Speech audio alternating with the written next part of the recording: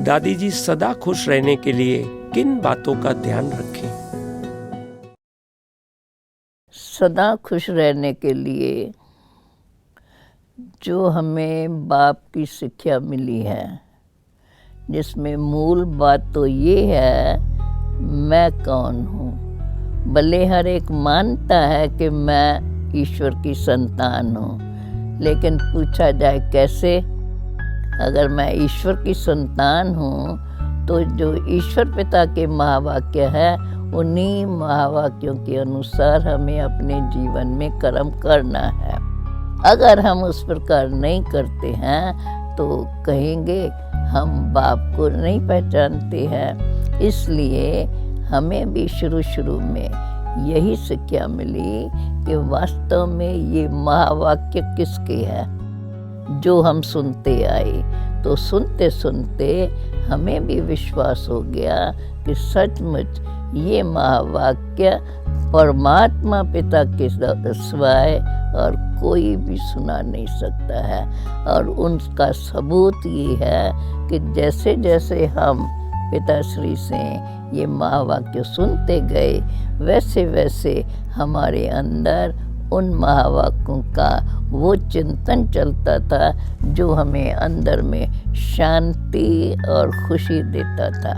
समय समय पर कोई बात ऐसी होती है जो सुन कर के कुछ समझ में नहीं आता है, लेकिन फिर भी हमें जब याद रहता कि नहीं, मैं कौन हूँ, सर्वशक्तिवान परमात्मा पिता की संतान हूँ।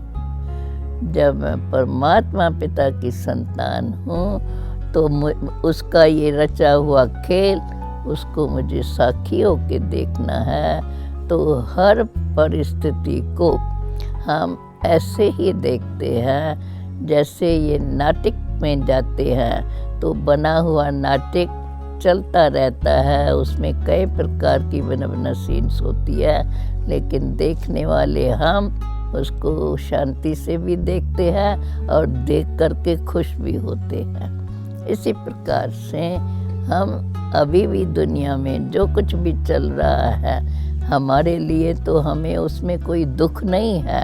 हम तो और ही साक्षी होके देखते हैं तो हमें और ही खुशी होती है कि देखो भगवान ने जो सृष्टि रची है और कैसे रची हुई है, जो कायदे से अपने आप चलती रहती है। दिन बीता रात आई, रात बीता अमृत वेला हुआ, फिर सुबह आया और फिर सुबह को पहले अमृत वेला, फिर थोड़ा थोड़ा आगे बढ़ते बढ़ते दिन होता है, फिर सूर्योदय होकर के आगे बढ़ते फिर नमाशाम हो जाए। ये चक्कर चलता ही रहता है, ये संसार का चक्कर। हमें समझना चाहिए कि ये चक्कर अपना चलता ही रहेगा। सत्युग, त्रेता, द्वापर, फिर कलयुग। और अभी तो सब कहते हैं अभी तो कलयुग है।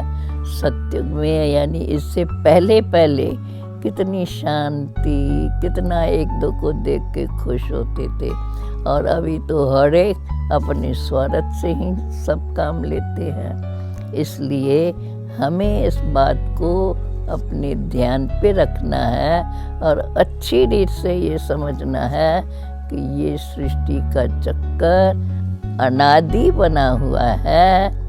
अनादि रचता बाप जिसने ये सृष्टि रची है, वो अपना कार्य चलाता रहता है। हमें उसको साक्षी होके देखते खुश भी रहना है, और जो बाप की शिक्षाएं हैं उन शिक्षाओं को अपने जीवन में पूर्ण रूप से अमल करते रहना है।